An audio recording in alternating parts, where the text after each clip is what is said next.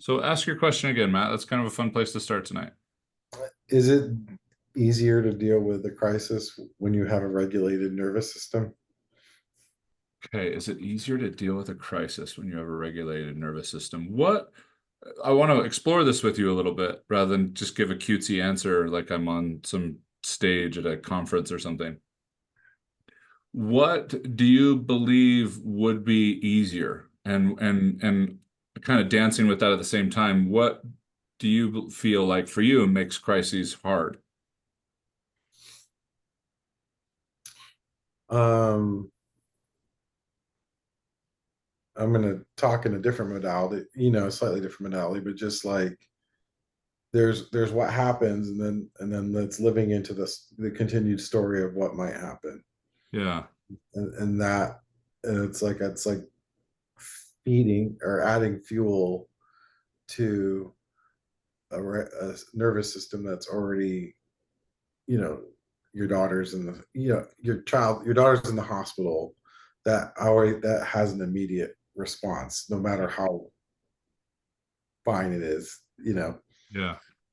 I would say for me personally, if it had been something significantly more abrupt, the upfront experience I don't think changes because we don't regulate the nervous system for it to work less sharply, in a fight or flight kind of response, kind of a thing. We regulate it so that it doesn't get triggered by existential projections of crises, which is the most common thing we experience with a dysregulated nervous system. What I mean by that is we experience car crashes that aren't actually car crashes, Right. kind of a thing.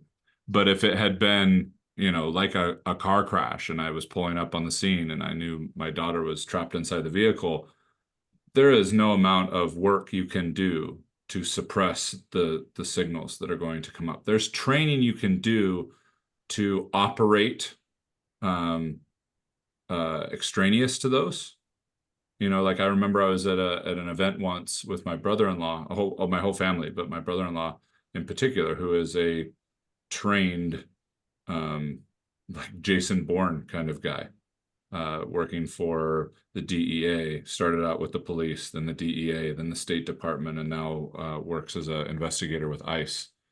Um, but I'm pretty sure he's done a lot more than that. But this is recorded, so I won't share the details of my speculation on his random trips across the world that he's not allowed to talk about. But with all that said, a firework, one of like those boxes that fires things into the air, fell over as it was lit, and it started shooting into people that were there to watch in this parking lot.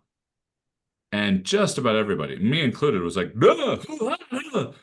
And I caught a glance of him, and he just calmly walked up to his wife, walked up to his kids, hey, follow me, took them to the back of the car. His nervous system was probably like, oh, crap, what's going on? But his training is what kicked in at the time.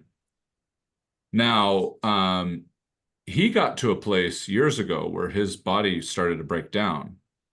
And so he found meditation, he found modalities to regulate his nervous system, to spend time with his body, letting his body do what it needed to do, rather than just trying to make it feel better. That's one of the things we'll want to remember through this is that when we get into the intricacies of nervous system regulation, one of the last thresholds we pass is being able to surrender the agenda of trying to feel better,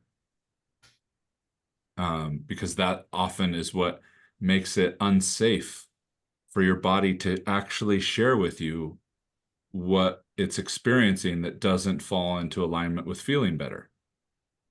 Like a child that you've said, you made me mad, or why do you do that? Like even inadvertently, is not going to want to bring the truth of their problems to you in that state. And we do that with ourselves, kind of a thing. Um, and so it is what we're able to track and name and have space for, and to be able to allow it to work through the body the way the body knows how, not the way the mind projects its solutions, that a regulated nervous system allows.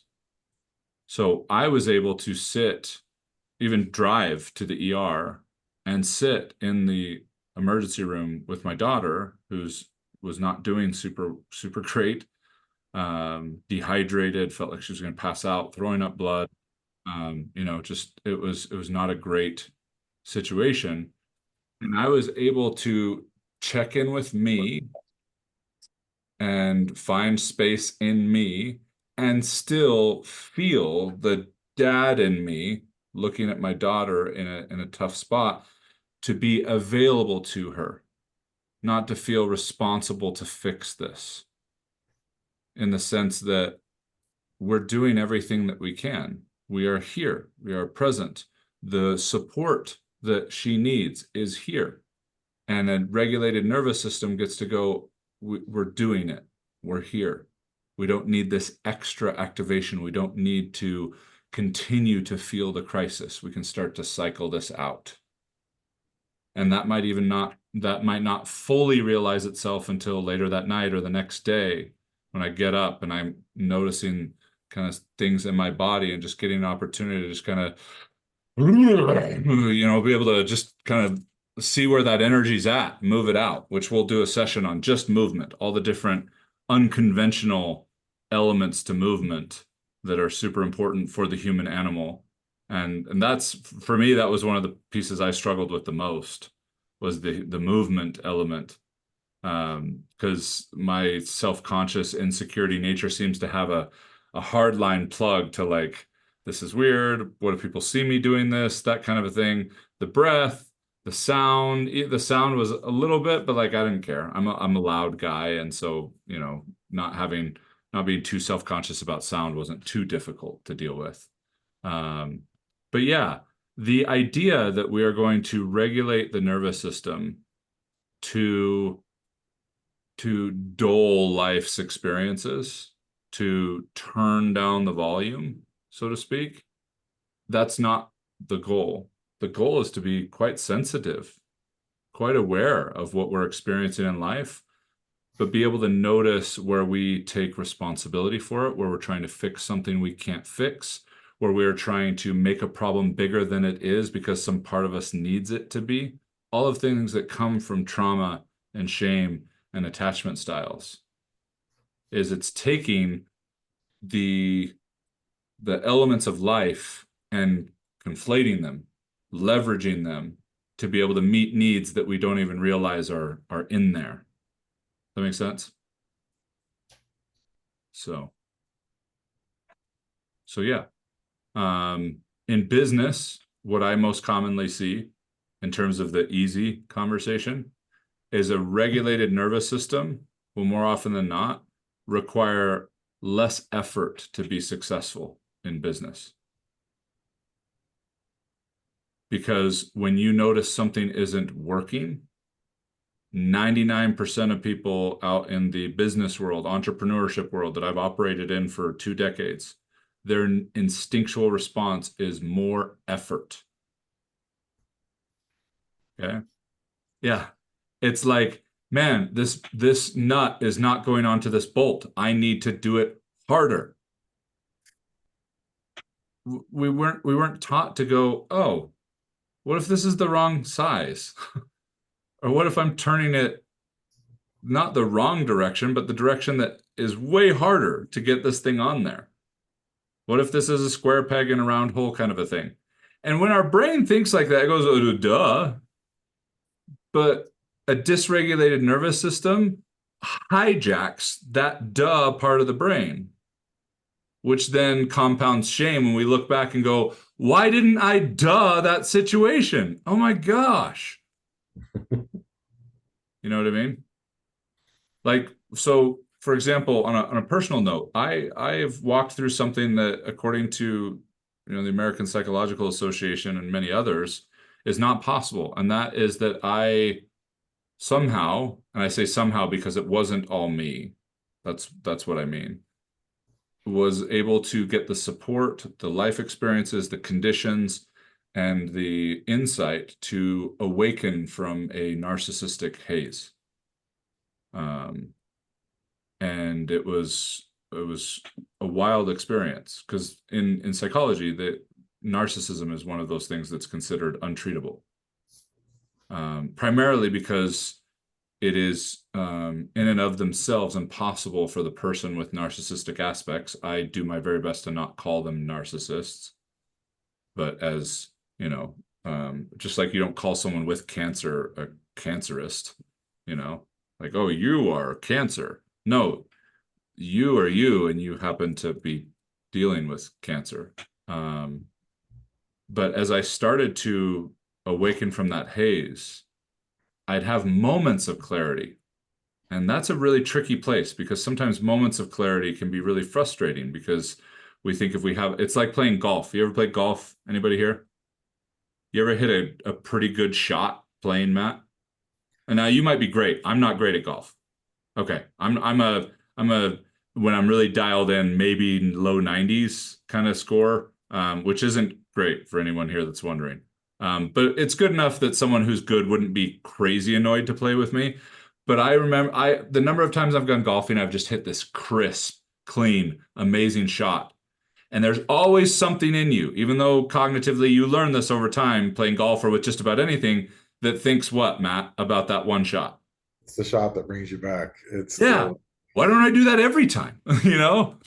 Like if it felt doable, I was the one who did it. And so our logical mind goes, why can't I just do that every time? And a lot of personal development programs, a lot of business success programs are built on that, are built on, well, I did it, so you can do it. I did it during this season of my life, so someone should be able to do it in any season of my life. And it creates a major challenge. And so having these moments of clarity where I would see what I believe is one of the core operating beliefs of narcissistic wounds, and that is, I am going to hurt you in love with me. I am going to I'm going to inflict the pain on you that I am feeling, because if you felt what I'm feeling and you realized I was feeling that, you would be like, oh my gosh, I would love to help you with that. I would love to love you more. I would love to have more sex with you. I would love to take care of you and whatever. I would love to let you do all those things. I'd have these moments of clarity, and then the next moment of clarity was in retrospect to realizing that I did it again. Does that make sense? And that's a really tricky place to be because we are built for so much for the concept of war for improvement. Okay. And war improves nothing and never has on a fundamental level in society. Now, that does not mean that I'm not a fan of my Marine officer nephew, who is an incredible human being and wants to defend this country in that office and in that position as an artillery specialist. Like, yeah, he's amazing.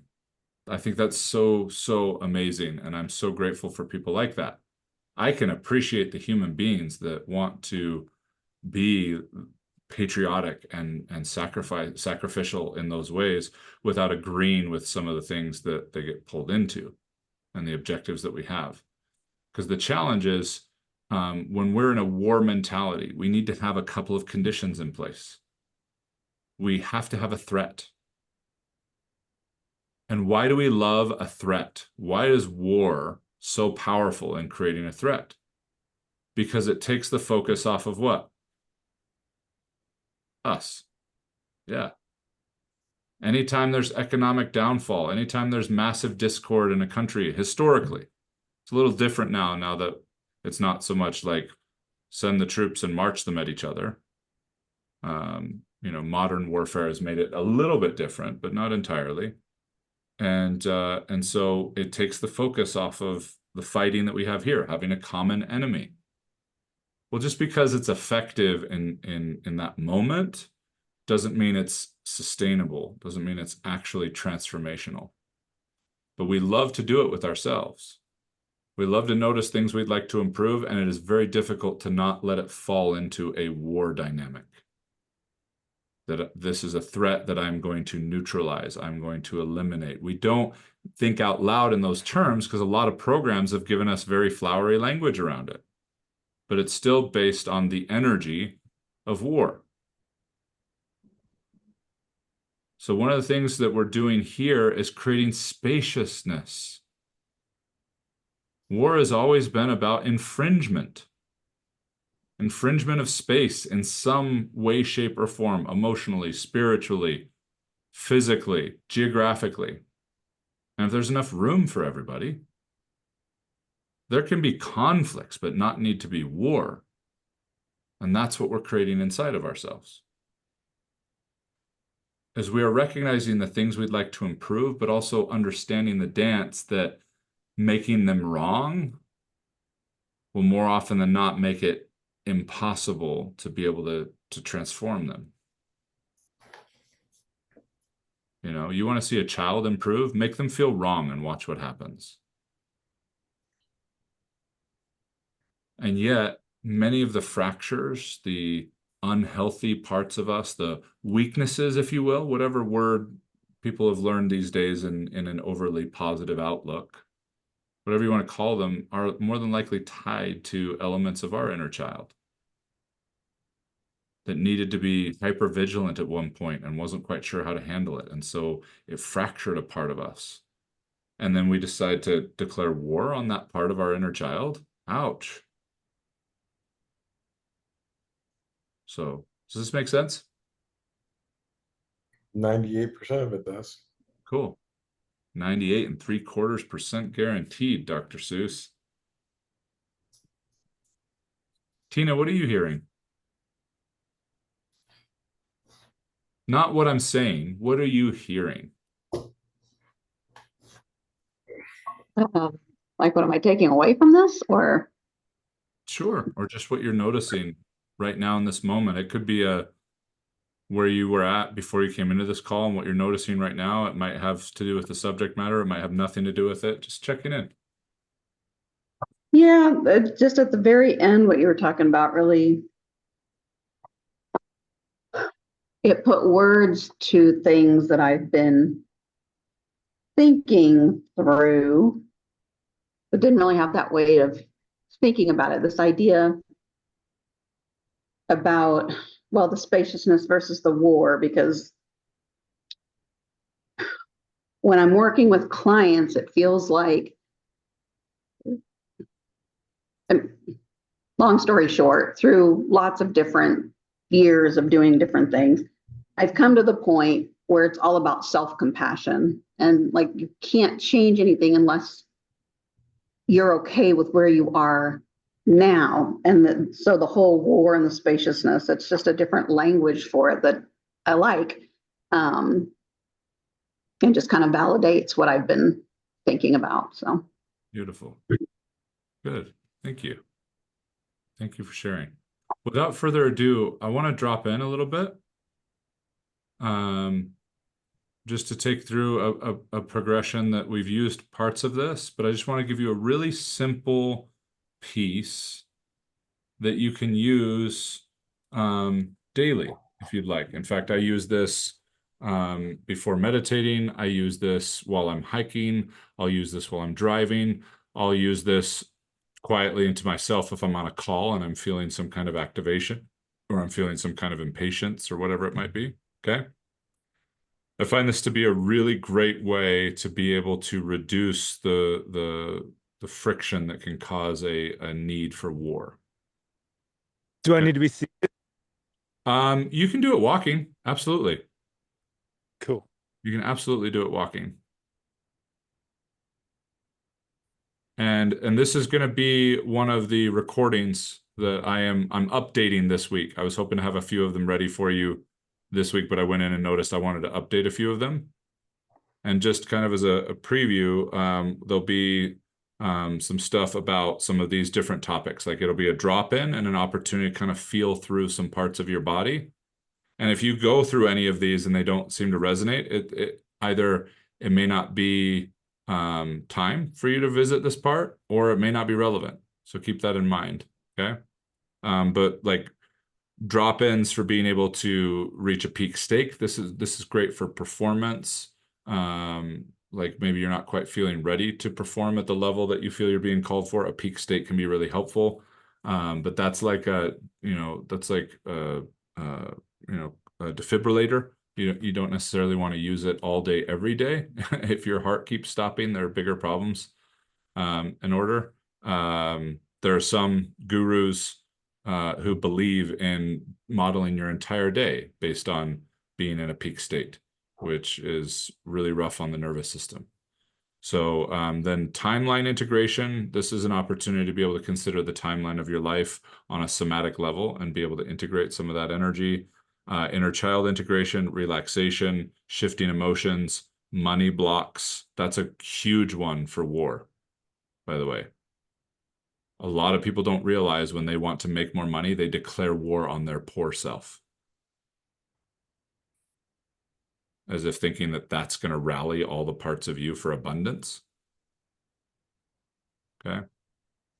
And we're working on tools here, dropping in, feeling, allowing the sensation to communicate more than the stories about the sensation, allowing ourselves to actually see if the body will allow us in.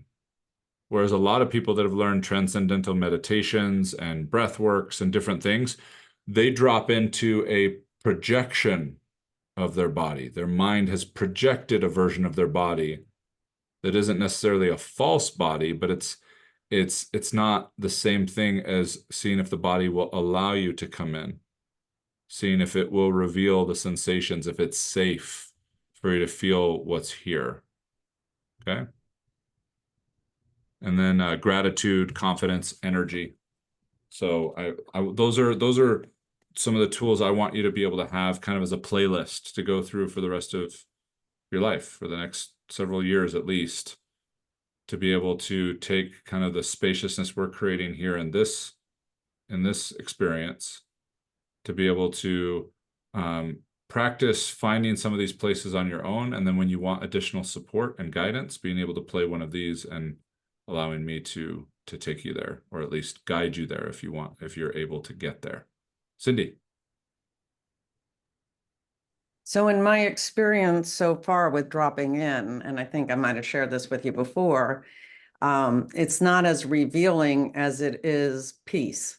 So when I drop in, when I'm, in a state and I relax and go into the body, the only thing that I find is peace when I put myself in that position. The only other time that I felt something different was, I think, was last night, and I could just feel like every cell in my body just going,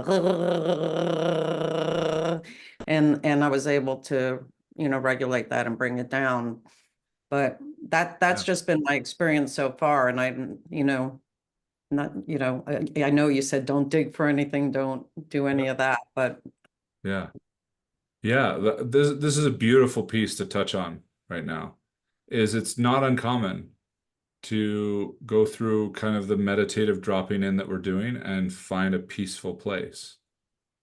Sometimes that's just part of you going, oh, good. We're not going to try and accomplish something. We're not going to try and hustle or drive ourselves. We're not being bound by certain social agreements that add pressure or whatever. Of course, that's going to feel good. And we would normally categorize that as peaceful. We feel calm. What's interesting about that, just as one note to pay attention to, this is really helpful. And that is being able to track the difference between relief and peace. Okay.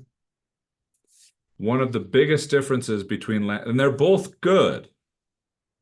Okay. Finding relief is good. My daughter went to the ER and got relief.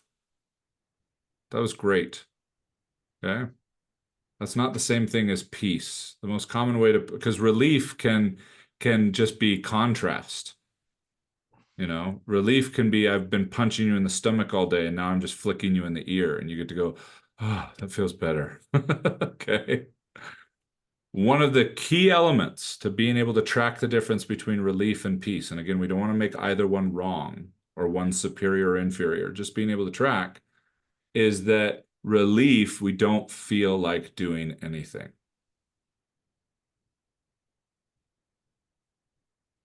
We're just happy to be here.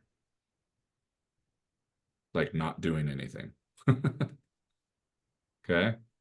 And that's a helpful thing. If you've ever done fitness or exercise, being able to find relief, also known as recovery in that case, is important. Is important. The peace, and we're using semantics here, okay? The words, but the peace is a calm alertness. We are both calm and alert. We're available to the energy and potentially the inspiration, the actual manifestation of what's next. And sometimes what's next is relief. Take a nap, like that kind of a thing. Okay, like I dropped in this afternoon, and I like to use. I've got a picture of waves crashing on a beach, right here on my wall. So because then I can sit over here and I can look at that's my focal point. That's what I just look at some splotch of paint in the wave and find my focal point so that my focus is there and my attention is here in my body. And I just noticed it was really hard to keep my eyes open. And so I just noticed that. I tried to fight it a couple of times. I was like, okay, got to stay here, got to stay here. And I said, oh, I'm tired. Like that wasn't the amazing somatic discovery I wanted to make. Like, okay, you've been in a pressure cooker for the last couple of weeks with your daughter and some other things and stuff. And so, yeah, it makes sense. You're tired. I said, okay, we're tired. And I didn't make that wrong or bad, which I say casually, but that's harder felt than said. Okay. And then I said, is there anything else? And then all of a sudden my chest started to feel like this plate, this piece of metal that had been banged in like a pan. What do they call those? The drums. They make them in Trinidad. Steel pan, like a steel pan, which is basically just take a 50-gallon drum and start hitting on it with a hammer and cave it in, and then they tune the different slots to it to different notes. It's a really cool process, but I just noticed it felt like that, and it was like concave and metal, and like it had already been heated up and banged in and then put in the cold water. So it was like it was hard, and just sat there with it. And what was cool is I didn't have to do anything with it. There was a part of me that popped in, Cindy, and was like, oh, how do I move this energy? And I was just like, no, okay. Like I can just notice this. That's okay. I didn't feel an urge to move it. But what was also interesting is as I started to lean into being tired was okay. It was okay to feel tired. It started to lighten up, but not because I was trying to move it, not because I was trying to relieve it. Okay. So really important to understand that relief and peace are both important. The peace that people seem to continue to proclaim is both calm and alert. Relief is, like, oh, this is nice. I don't want to do anything. Whereas peace is, I'm available to everything. And sometimes that's nothing.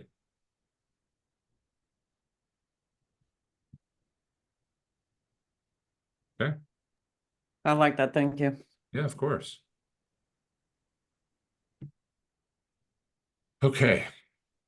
In fact, let's just combine all of it right now. I'm gonna drop us in, and then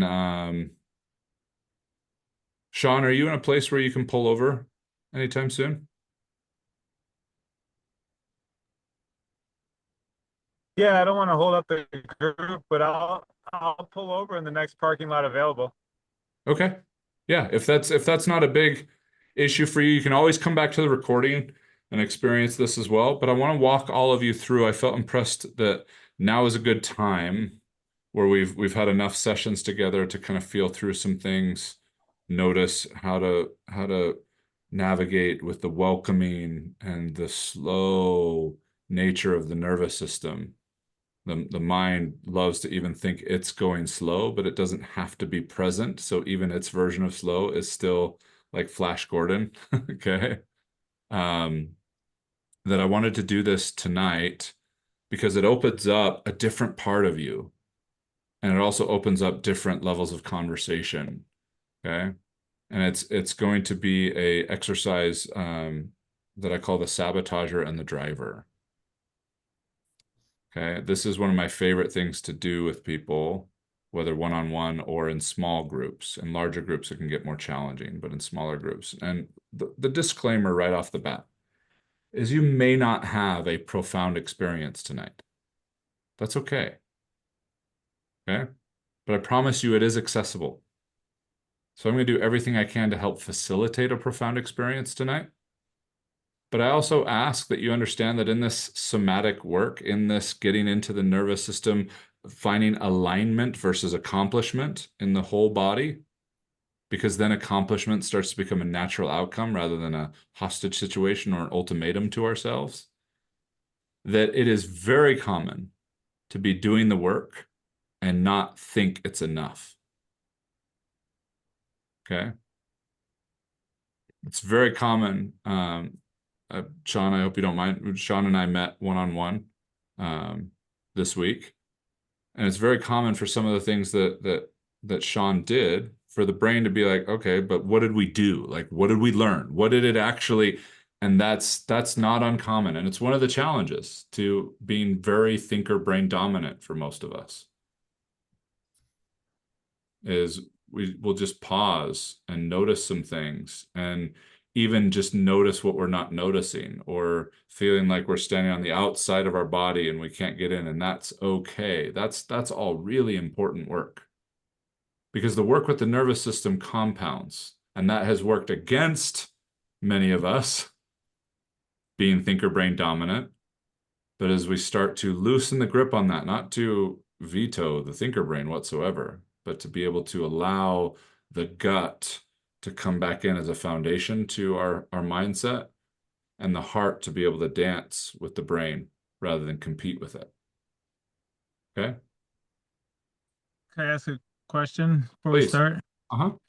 So today I was on the Zoom with my marriage counselor, and basically she was talking about the head brain stuff with me, saying, Sean, I think your heart's like completely closed and you're emotionally unavailable, and you're wondering why your wife is resisting, right? So if I go to hug my wife, she kind of pulls away. And like, my wife won't tell me what's wrong. I want to fix it. I want to find the solution and fix it. And she's like, Sean, she's talking to you non-verbally. When she's pulling away from you, it's a non-verbal. So my point is that this whole head brain thing is not helping me, and having a closed heart. Maybe my heart's closed since childhood. Would you agree that that's a possibility because of some things that happen in childhood? You kind of close your heart and just try to control everything in your head brain. It's being protected, but yeah, the similar concept. Yeah. So the work we're doing with you is going to help with this problem that my marriage counselor was talking about, is what I'm getting at. Yeah, and as Tina was talking about just a little bit ago, and some of the discussion we've been having today, part of it is getting to a place in your nervous system that it'll believe that there is no problem in your marriage right now. There are things to consider, there are choices to make, there are conversation to have, but just the energy behind fixing the problem in my marriage is that war zone we're talking about. And you're showing up like the commanding officer. Just give me the details. What's the intel? What's the intel so I can fix it? What do we need to do with the troops? Just tell me and I'll do it. And that's what I was doing with you on our call yesterday. Is like, all right, let's fucking go. I got some Q&A. Let's fire away. And you're like, Sean, breathe. Yeah. Yeah. Yeah. And you have learned, as you were sharing with me, to breathe and center in an expansive way. And now you're learning to breathe and center so that you can find out what the body has to share with you, not what the mind has always told you it has to share with you. Do you think this is going to help us truly be with people, um, instead of, like another thing that she said is, Sean, I feel lonely in a conversation with you because it's like you're so in your head brain that it's like you're not even present with me. Mm, So if I could get into my body like you're talking about and calm my nervous system, then I might be able to listen more generously and be more present with people instead of in my head brain trying to like, all right, this person said that, I'm going to do this and I'm going to look good while I do it. yeah.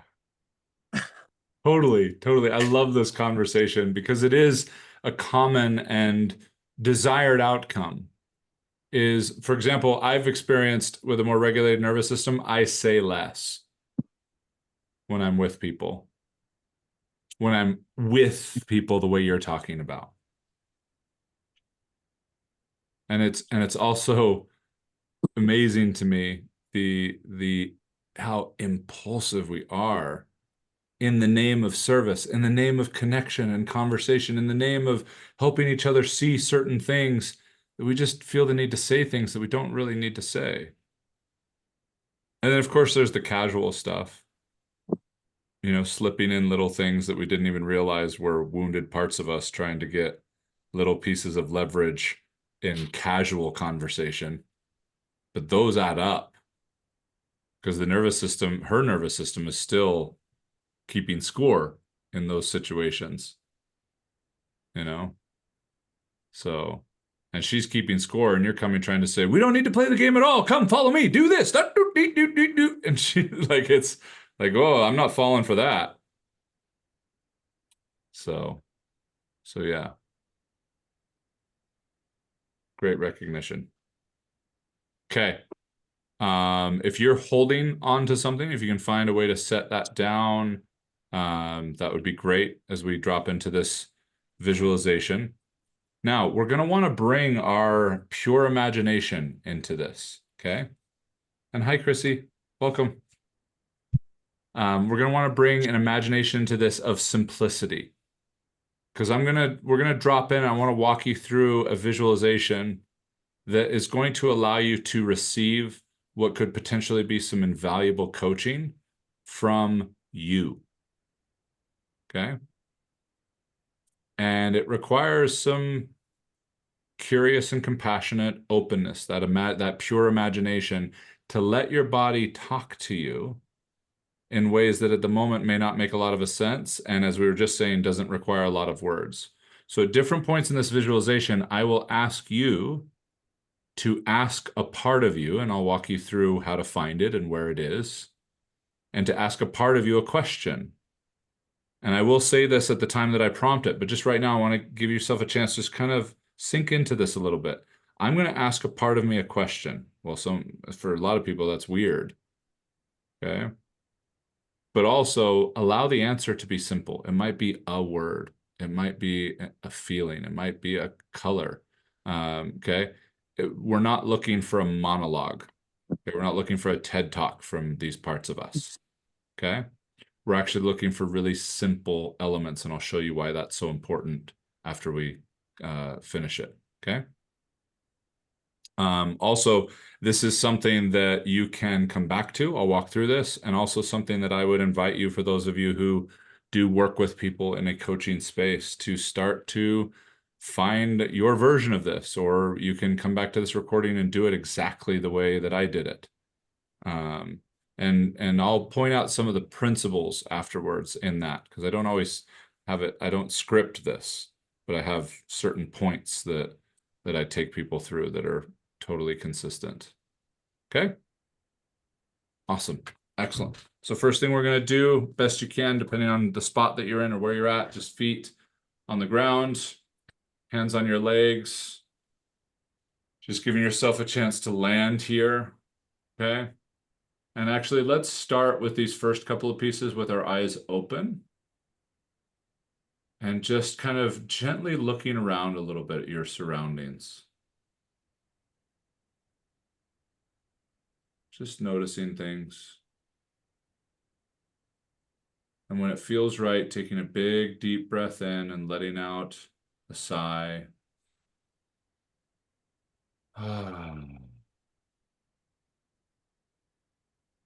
just remembering in this moment that if you have something to write with, or if you can punch your words or whatever into your phone, if that's accessible, you'll want to write down the answers that these parts of you give in this visualization. So I don't want it on you, but I want it easy to grab. So we'll ask the question, and then I'll let you know when it comes to you. Open your eyes, write it down, or type it in your phone, and then set that back down, take a deep breath, and drop back in. Okay? And we'll do that a few times with the different parts of us. All right.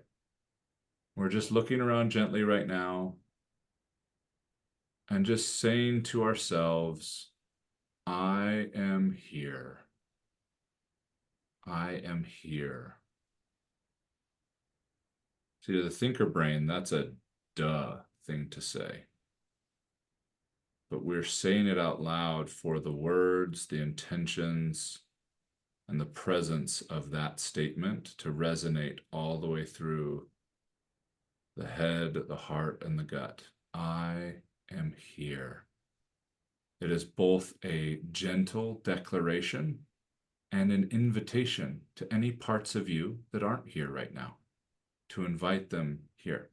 They might be at the tire store earlier today, or they might be in bed still wishing you didn't have to get up this morning, or in a fight you had a week ago, and just saying to yourself, I am here. And then when it feels right again, take another deep breath and a gentle sigh.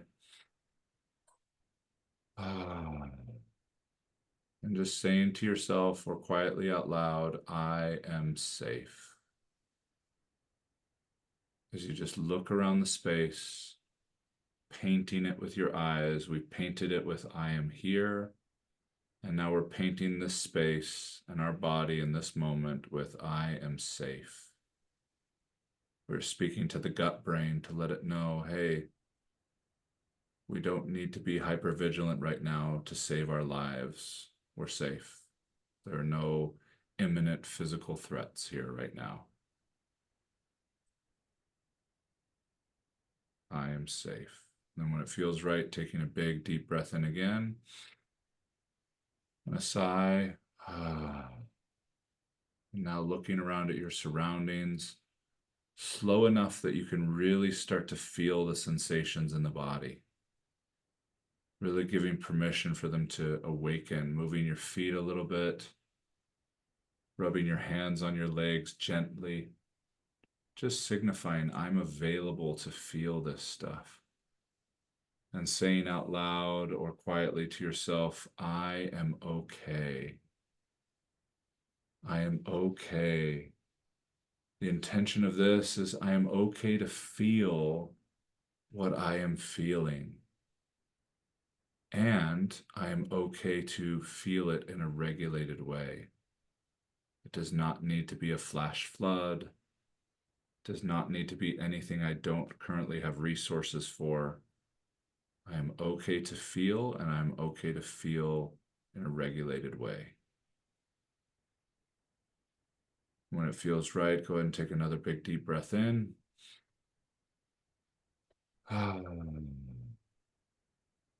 now looking at your surroundings, noticing sensations in your body that are now coming to life. They've always been there, but now we're noticing them. And just saying quietly or out loud to yourself, I am patient. Yeah, I am patient.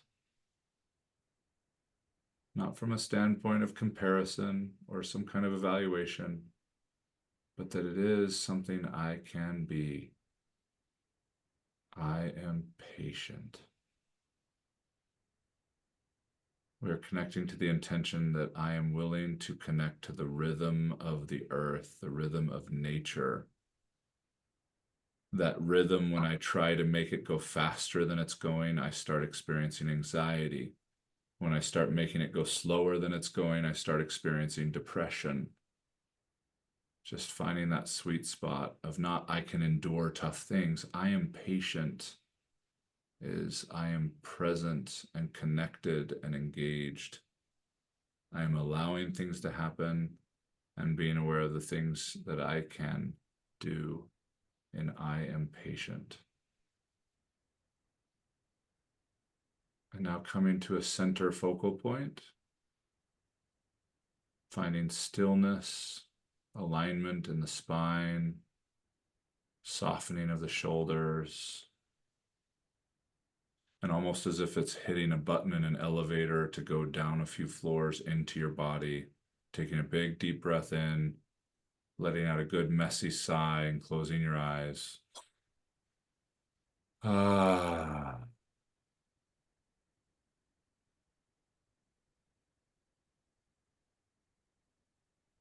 And everybody land here, finding your eyes closed if that feels okay to you. And I want you to just allow yourself to go someplace nice, wherever that is for you. Mountains, the beach, up in the clouds, a fantastical land, whatever it is. Whatever it is, just allow your mind to just take you there. And take some time to kind of be an imagination version of Bob Ross and just kind of paint in some of the details. What's the temperature where you are? What are you wearing?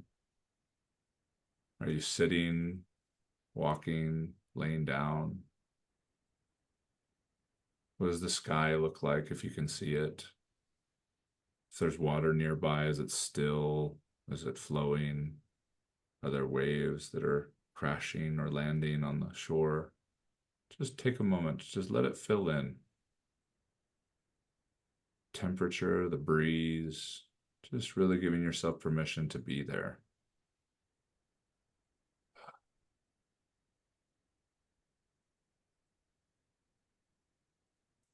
Now, I want you to imagine that a path appears behind you. Some kind of path appears that can allow you to travel to different parts of you. Just allowing yourself, if you're sitting down or laying down, to stand up.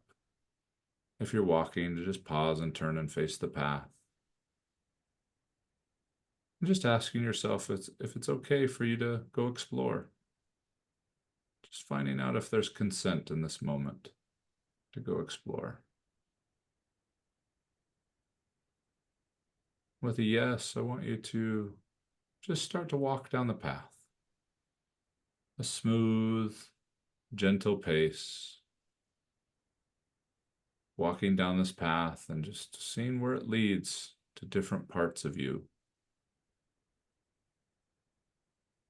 Noticing within a handful of steps, the path starts to feel differently than the place you were just at. The energy shifts just a little bit. Feels a little confusing at first. Not quite sure. Jury's out in terms of whether it feels pleasant or unpleasant, but we're definitely feeling a little bit more confused. We continue down the path. Perhaps it feels a little darker or a little less sure. Not quite as familiar with this path. That's what it feels like. And then all of a sudden it starts to feel familiar. It starts to feel frustrating. We continue down this path, it starts to feel even mildly hopeless, irritating. We pass through certain parts of this path where it might even feel angry. And we start realizing that we are walking down the path to the part of us that seems to hold us back. Whether we've paid attention to it recently or not, we're walking towards it, walking towards the part of us that sabotages our life. Starting to feel that energy, starting to notice that same feeling we have when it felt like life pulled the rug out from under us.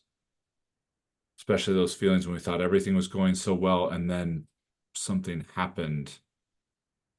Noticing the energy as we walk towards what seems to be the author of these situations, the part of us that seems to pull the trap door just when things were going well, the part of us that seems to make things harder than we ever could have thought possible to be, the parts of us that hypnotizes us into working against ourselves, no matter how strong our commitment seems to be.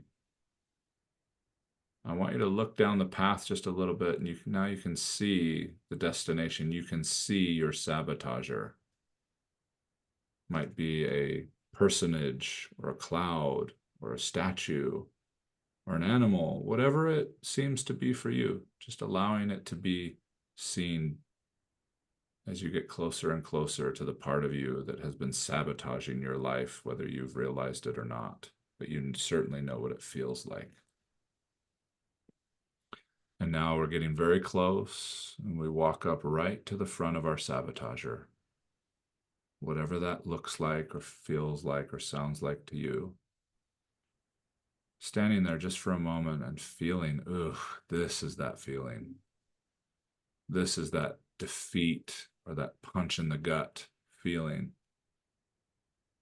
And I want you to just take a breath, ground your feet, just give yourself permission to be here. You're okay. And ask the sabotager, ask this part of you if it would be willing to answer a question.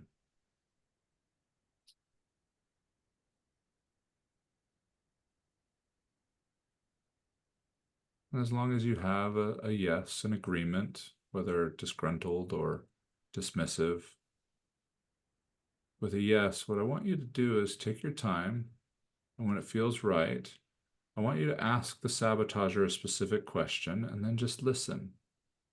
Listen for a simple response, even if it doesn't make sense. When the answer comes to you, even if it feels like, I'm not sure that was it probably was.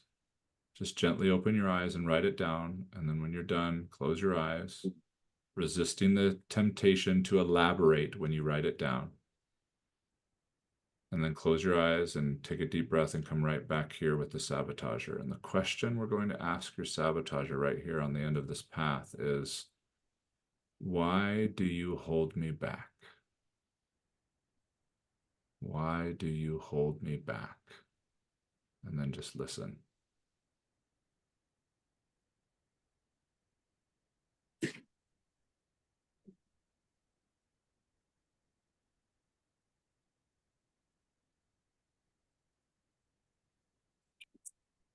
Be respectful with the question. We're not attacking the sabotager. We're genuinely curious. Why do you hold me back? And then just listen, and when you hear the answer, gently open your eyes and write it down.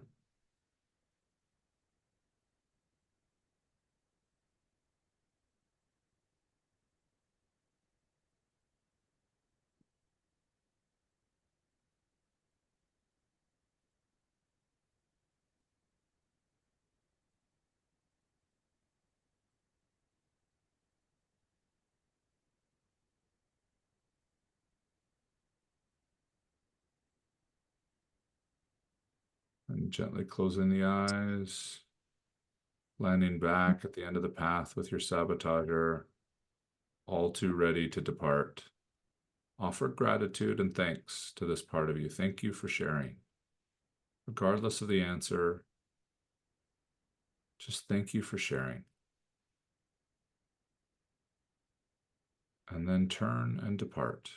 Start walking away. Even just a few steps away, you can feel some of that energy start to fade. Some of that frustration, that hopelessness, that fear of what's around the corner, when's the shoe going to drop, starts to fade. It's a little bit lighter. Start coming back to where we turned down this path. And we noticed that here we could turn right. We could head back to where we started, whether it was the beach or the mountains or some fantastical land. Or we could turn left and go explore another part of ourselves. If you feel like you're done, no problem. You can return if you'd like to continue with consent. And let us continue down the path to the left. As we proceed down this path, one step at a time, we immediately notice a very different energy. This energy feels powerful. This energy feels great. Suddenly notice ourselves feeling stronger, feeling confident, feeling excitement, bring on the challenges kind of energy. Things become more vibrant. Things feel more exciting. There's sounds and elements and energy down this path that is just, wow, yes. As we start to realize that we are now walking down the path to our driver. We're now walking down the path to the part of us that wants to make an impact in this world, that knows it was born to do great things, that it was meant for more.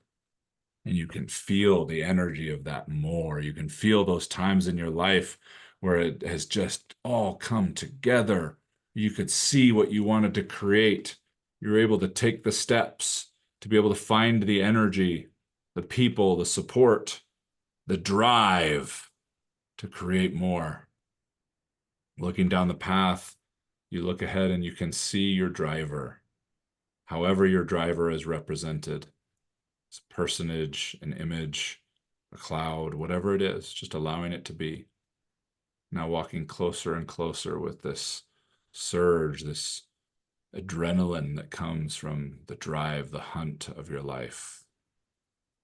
And now coming here to right in front of the driver,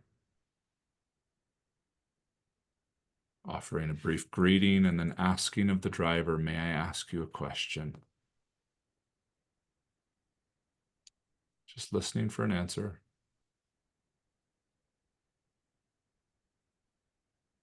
And with consent, with a yes, similar to previously, we're going to ask a question with curiosity, humility, to be open to whatever the answer may be, whether it makes sense or not. And then we'll gently open our eyes and write it down when it comes. And the question we're going to ask our driver, looking up or down or across at your driver, go ahead and ask them, what will get me to the next level of my life? What will get me to the next level of my life?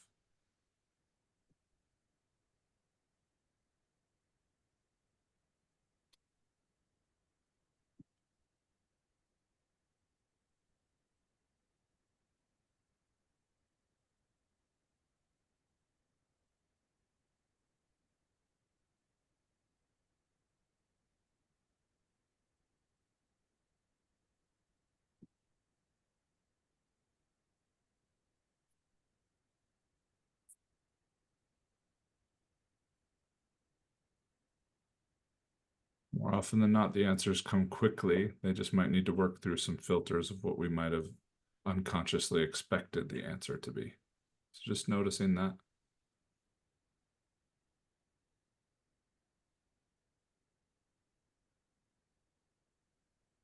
And when you're done, closing your eyes again, taking a deep breath to land right here back in front of the driver.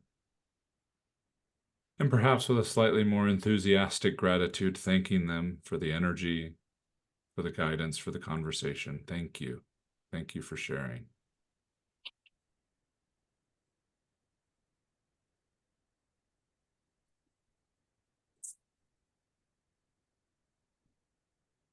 And when you're ready, turn, start walking back down the path. As some of the fire of this presence starts to fade just a little bit, start coming down a little bit, start walking back. And we're back at that fork where we could turn left this time and head back to that special place we started at.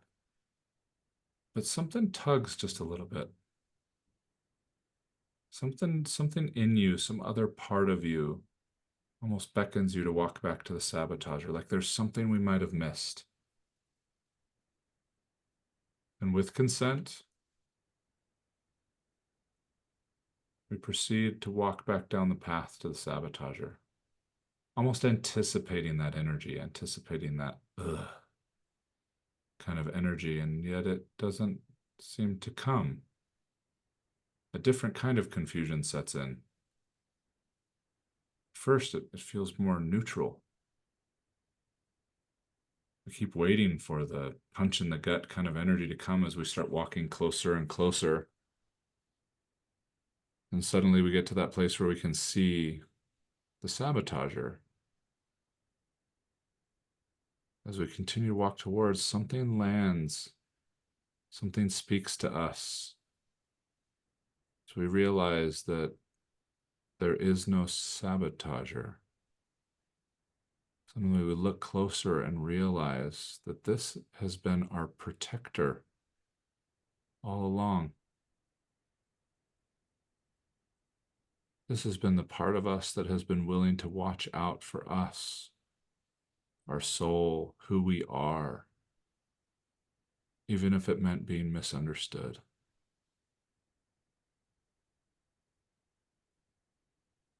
Starting to notice this patience, this care,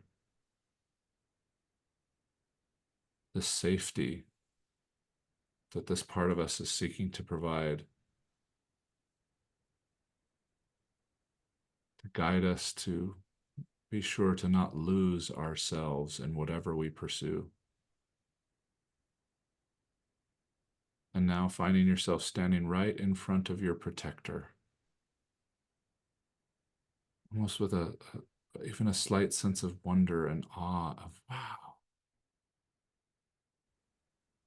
I've seen this part of me so differently before, but seeing it more clearly now, there's something that is here to watch out for you, to protect you.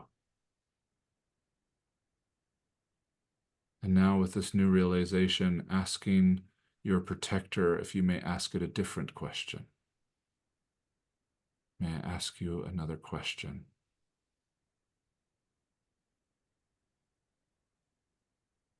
And with a yes, if it was given, what you'll do is ask a question that brings in the context of what the driver shared with you. So think of what the driver shared. What the driver said would get you to the next level of your life. And you're simply going to ask the protector, what will I want to be sensitive to in the pursuit of fill in the blank, what the driver said? What will I want to be sensitive to in the pursuit of fill in the blank, what the driver said?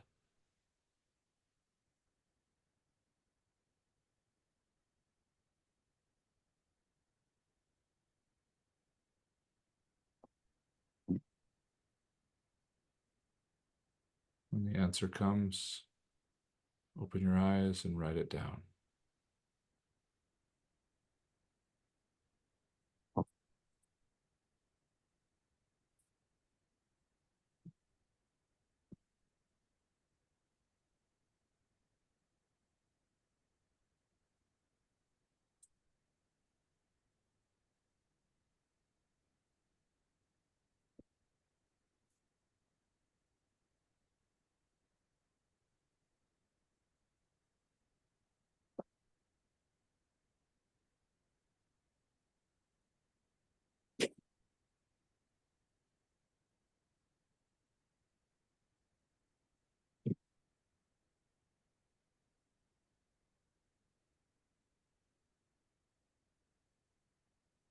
Is anyone not there yet? Still waiting for an answer? We're good? Okay, excellent. Offering that thanks, that gratitude to your protector for conversing with you, for sharing with you. Thank you. And then turn and calmly depart. Walking back away, considering the adventure that you just had, walking to different parts of you, conversing with different parts of you. Going back to that fork and peacefully and calmly walking back to where we started. It might look a little different. It might feel a little different. Be curious about that. It might not.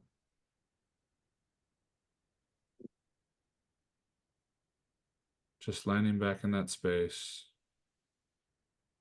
Just taking a couple of deep breaths just to experience you breathing yourself.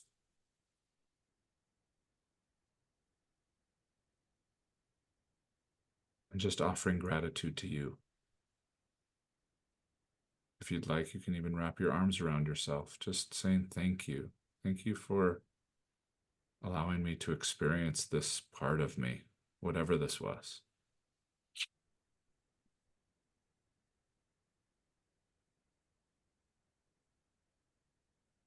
Just giving yourself permission to fully land here, letting your hands slide back down to your legs, articulating your feet, rubbing your legs, moving the fingers, rolling the head a little bit, finding a stretch, reaching out to the left and the right or above you, just feeling into your space, whatever you can do to just kind of come back out of the space. Open your eyes gently when you're ready.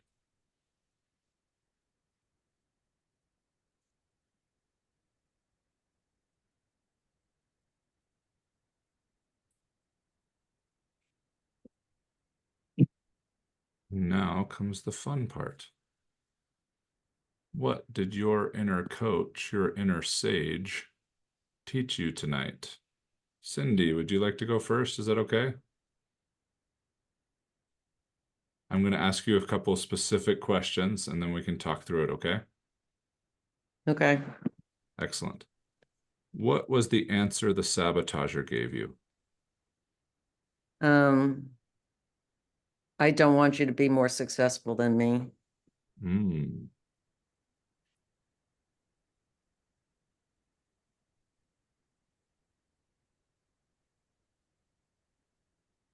And what did the driver tell you?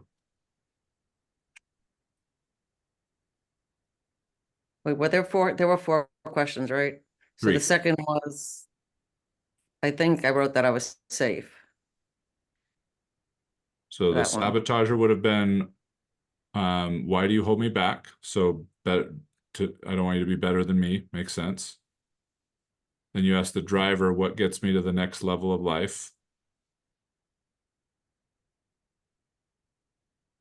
Oh, did we lose you, Cindy? Give her just a second to see if she unfreezes. If not, we'll do a few people tonight, so that's totally okay.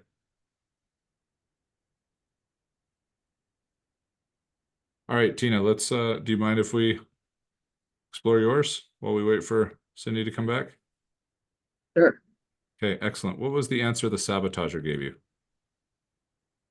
Well, the first thing I have to say is, like, I was jumping the guns. I was trying to answer the question before you actually said it. So originally it says to keep you safe, but then I got, you're not worthy.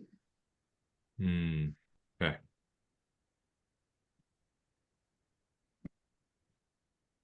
I'm back. Oh, awesome. Cool. Sorry. You're good. We're just going through Tina's and then we'll come right back to yours. Okay. What did your driver say, Tina? Relax, trust yourself.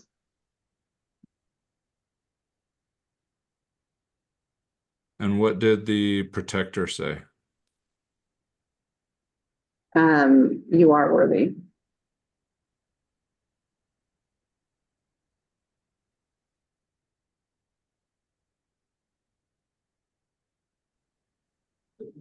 Beautiful. Okay. So this is not a perfect scientific algorithm, but here is the layout that I've found to be most helpful. Okay. Tina, if you and I were friends and I saw you at an event and I wanted to get your attention and we were in a room full of lots of people, what might I do?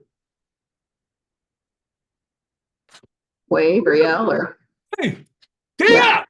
I'll try to get your attention, right? right. Now, that's not the conversation I want to have with you, That's me trying to get your attention. Okay. This is where a lot of us have developed unhealthy relationships with our protector to the point that we even believe that it's a sabotager, is because it's trying to get our attention about something, but we think that's what it's telling us. Mm.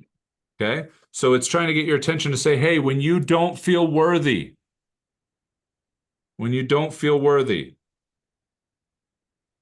you're going to want to insert the driver. You're going to want to what?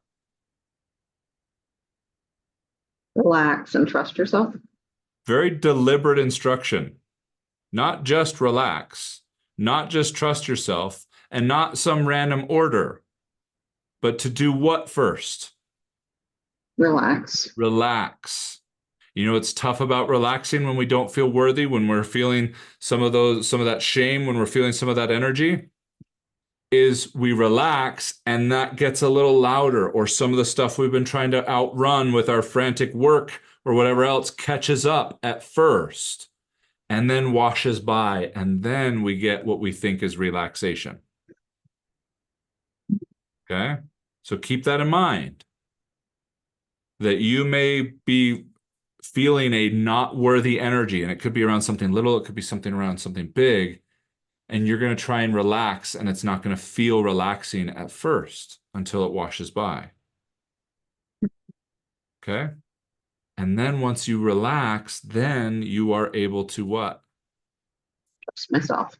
Trust yourself. Because the stuff that was building up that you're trying to outrun, the cans that were attached to the back of the car and you're trying to drive away from them, finally got to pass. So the resources, the spaciousness were able to trust yourself. Okay.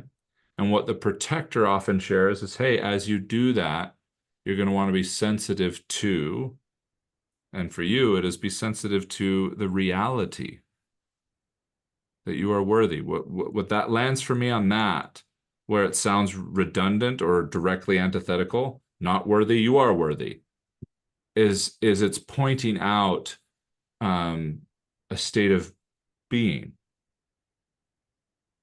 Okay? That you don't need to try to do anything when you are relaxed and trusting yourself. It will happen. Okay? So, That's cool. thank you. I was going to say, is that cool? That's cool. I didn't give you any of that. I just gave you an imaginative way of going to a part of you to ask a question that you answered. So it's one of my favorite things because it's you coaching you. How cool is that? Okay, we'll do a few more and I'll tell you what you can do from here. Okay, so Cindy, we'll come back to you. Any other questions from you, Tina, or anybody else about that don't already pertain to your specific ones? Because I'll come to you for sure. Okay, Cindy, your sabotager said, I don't want you to be better than me. Mm-hmm. That's an interesting one. We might need to play. We're going to play with that one a little bit. Okay. What did the driver say when you asked, what gets me to the next level? Be true to you. Okay. Awesome. And what did the protector say you want to be sensitive to as you pursue being true to you? That was interesting. The first thing that came to me was be clear, but then I had a thought of trust. Okay, pretty hand in hand. So I'm going to go with clear. That one resonates, especially because it was the first one. Mm-hmm. Not that that's true and the other one isn't, but that first one tends to have some magic to it. Okay. Cindy, do you ever feel like, whether you want to or not, you're in competition with other people? Like the energy of that, not that you're necessarily putting that out as your conscious objective, but the energy of competition, or the energy of performance-based evaluation, like I'm doing better than someone else, even though you may not think that, but having the feeling of I'm doing well, and under the surface is because I'm doing better than others would have done. I often think I'm in competition with myself. Okay. Uh, Does that not land? You asked a part of who? A part of me. Yeah, the sabotager is a part of who? Me. You. Excellent. So remember, the sabotager is what it's using to try and get your attention. It's not a sabotager, it's your protector, but it's going, woo woo, Cindy, pay attention. We are competing with ourselves. Mm-hmm. Not healthy, not helping. Woo woo, pay attention to what? Pay attention to being true to you, not competing with you. Now, finding what is true to you as a human being is an experiment, not a declaration.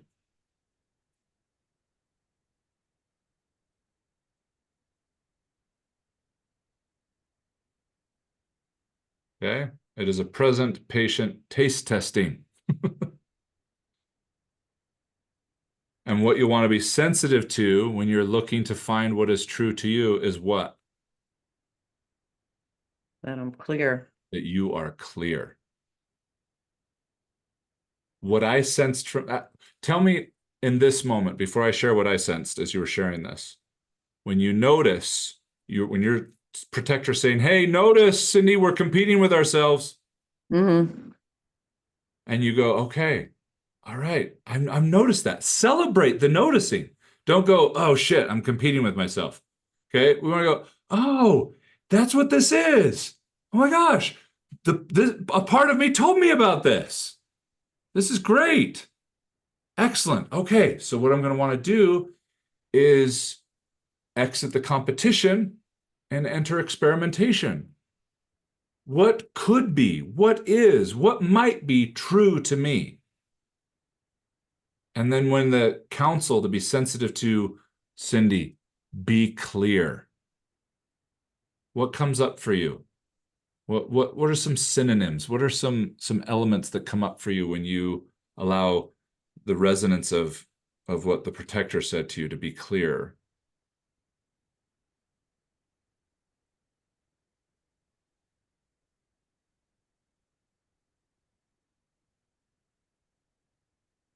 Being clear on what's in alignment for me.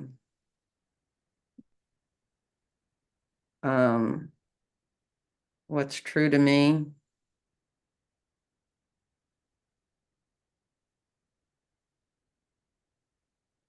Hmm.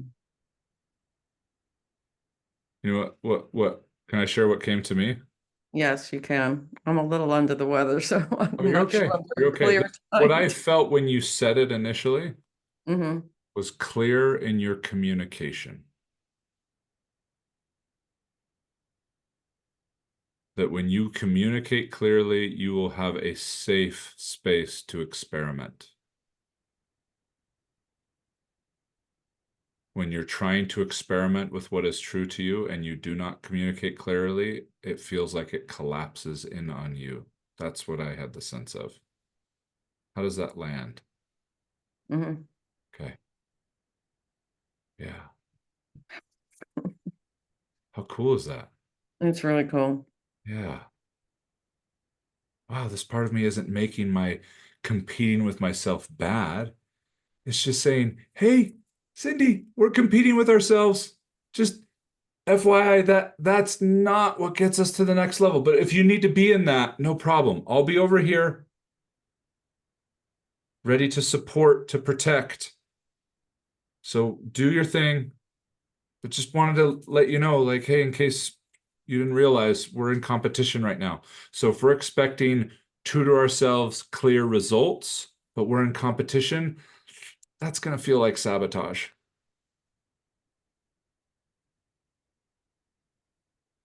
Cool? Mm-hmm. Nice. Anybody else want to review theirs?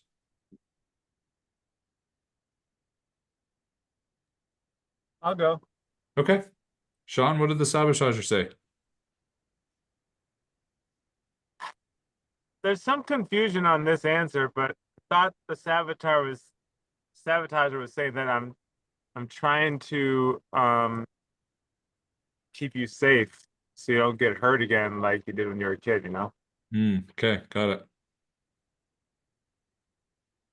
What did the driver say? The driver said,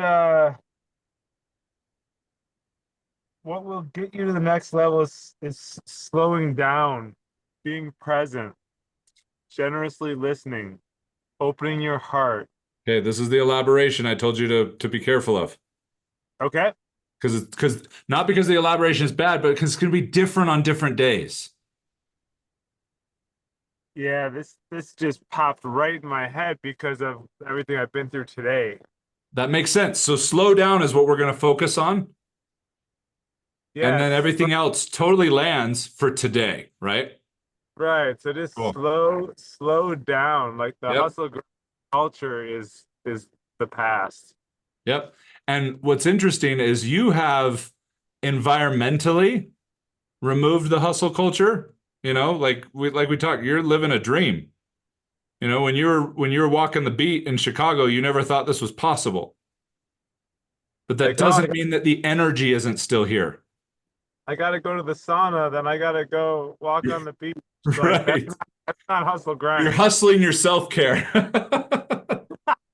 Yeah. Okay, what did the protector say? What should I be sensitive to? Uh-huh. The thinking brain. Like reducing the thinking brain because it's been kind of running me. Okay. Got it. So the saboteur is trying to get your attention that when you feel like you need to protect yourself from being hurt, it's not just protect yourself, it's not just keep you safe, very deliberately, so we don't get hurt. That's You the said, energy that you're going to you want to said, be sensitive to. When you you're said, operating, when you are feel like you're operating to prevent hurt, that's where there's discord. That's the start of the sabotage. And so when you notice that, when you notice that there is a part of you trying to protect a perceived weaker part of you, there's a part of you trying to keep a broken part of you safe. That's that like that because it doesn't want it to get hurt again. That is the time to slow down. Slow down. so maybe that's why I'm thinking am I slow stuff up because it's a protection mechanism. So you're cutting out a little bit, but like think about our session the Oh, other day. You were yeah. saying really nice things when I was asking you to really lean into some scary things, but they were things that were to protect you. We don't want to call that in. We don't want to hurt ourselves with that thing. We don't want to touch that and have it poison us. Okay. And when that's the case, slow down. Because when we slow down, we can be more curious. When we slow down, we can feel more sensations. And when that happens, guess what reduces? Thoughts, thinking. We don't, you can quiet the mind by doing other things, by going to the cold plunge, doing a sauna, going for a ride on the boat, whatever. You can quiet the mind by doing that, but that's more of a pause. We want to quiet because it isn't necessarily being fed. We want to quiet it because our attention is moving from letting our thoughts try and solve this puzzle and going to the sensations of the body and allowing it to give pieces to the puzzle we didn't even know we had.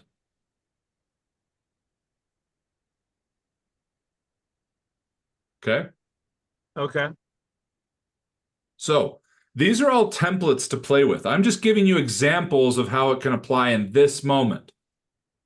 And I don't have a specific shelf life for whatever your sabotager, your protector, your driver said to you, but it's probably going to be relevant for more than a few hours. It might be a few days, might be a few weeks. I've even had clients where what this conversation revealed was super relevant for months.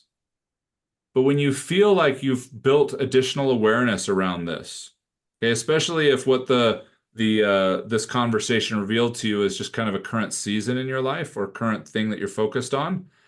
And you get to a place where you're like, I wonder what else I could guide myself with. Then that's where you drop back in. And now we know that the protector isn't a sabotager. So you don't need to go talk to the sabotager again. You're going to go ask the driver.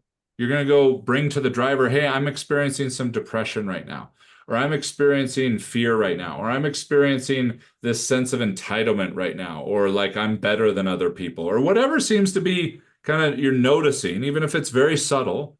Or I say, I'm noticing this right now. How do I get to the next level of this? How do I get to the next upgrade, the next level of me? So you jump right to that part of the conversation and then just listen to what the driver says. And then take what the driver said back to the protector and say, what do I want to be sensitive to as I pursue this next level? That's how we update the conversation with self. That's how we check back in with the coach of yourself. Because you don't need to go back and like recreate the, oh my gosh, it's not a sabotager, it's my protector. As cool of a moment as that can be, I've had some clients that's brought them to tears.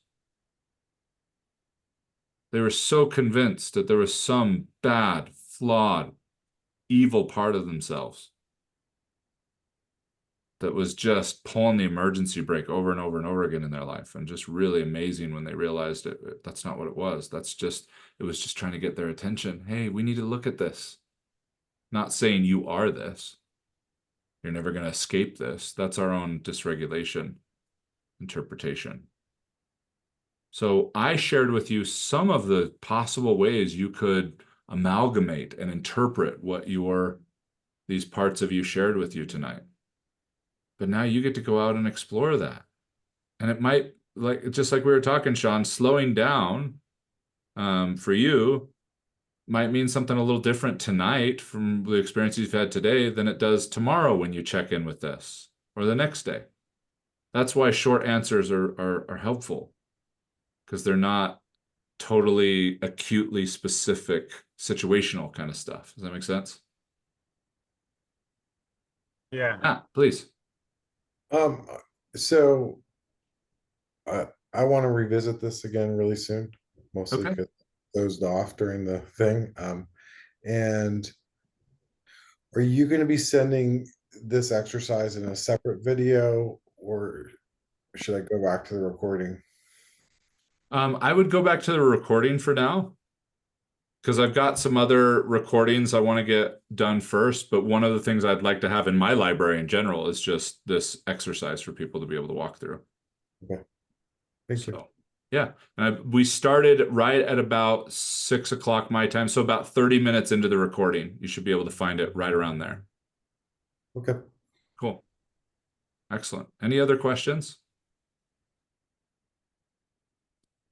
Okay. Oh, go ahead, Sean. Can you hear me okay? Yep. So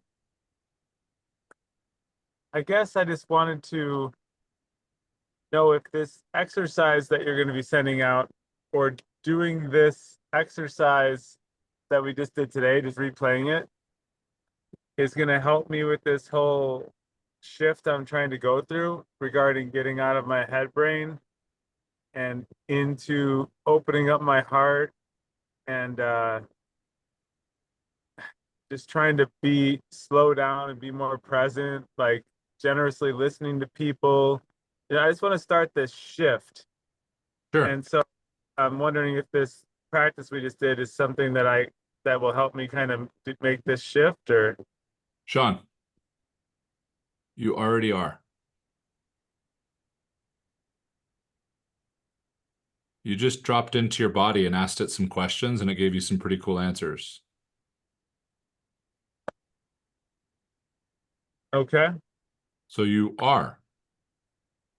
I guess my head brain wants like a 3-point checklist of how I'm going to get this done. Exactly. And we don't want to shut that off, because there are times in life, there are situations in life where the 3-point checklist is really important. The detailed instructions is really important.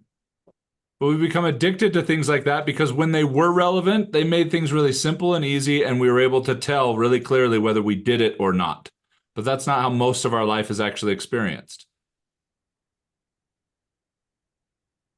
Okay? So just it coming into my consciousness today and doing this practice, I've already made some progress. Yeah. So when you get up in the morning and you do your water, walk, and breathe, before you do the breathe, take a look at what your sabotager, driver, and protector said and just see if it can land a little bit deeper when you do the breathe. Be open to what was revealed tonight in terms of sensation and spaciousness, not necessarily in terms of actual concrete instruction. Okay. Not that the concrete instruction doesn't matter, but man, we've put so much weight into the objectivity of a very subjective experience called life. Yeah. Okay? And part of All right. slowing down is realizing that this stuff you're working so hard to do, you're already doing.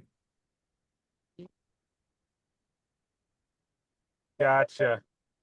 Reminds me of a client that I had here, I brought here for a couples retreat with him and his wife, and we went surfing behind my boat. And he was working so hard to surf. And he just kept saying, he just said, "Oh, I just want to be able to surf. I want to be able to do it. I just can't do it." And I just stopped. I was like, "Eric, you're doing it. You're in the water, hanging onto a rope with your heels on a surfboard in the middle of a lake up in the mountains of Utah. You're doing it. You're just so attached to it needing to look a specific way by a certain time and da-da-da-da that you're missing what you're actually doing." I like that. Okay? Yeah, just because what I'm doing right now is not a perfect version of being present with people, generously listening, opening my heart. I'm doing it regardless if it's optimal yet or not, you know? Yeah. Yeah. In fact, a lot of us start to do it well, and then the brain's like, it starts to zone it out. And it's like, we need a different way of doing this. And so we jump from thing to thing. We jump from solution to solution, system to system. It's what makes us consumers. If I do 4 more saunas tomorrow, then no, I'm just kidding. Yeah, totally. Awesome. Cool. All right. I promised you we'd stay way closer to time than I did in the previous session. So we are up on time. And Matt, when you get a chance to go back through the recording, I'd love to hear what your 3 are, if it would serve you to help with that. And Chrissy, if there's I know you and Tina especially. Cindy, I haven't had a chance to explore with you in terms of any expansion work you're doing in your coaching, beyond just the stuff you have traditionally done. But I know Chrissy and Tina specifically are actively creating opportunities with people to be able to use something like this. So if you have any practitioner-like questions for this exercise, please let me know. Cool. Awesome. Thanks, everybody. Have a great night, and we'll see you soon.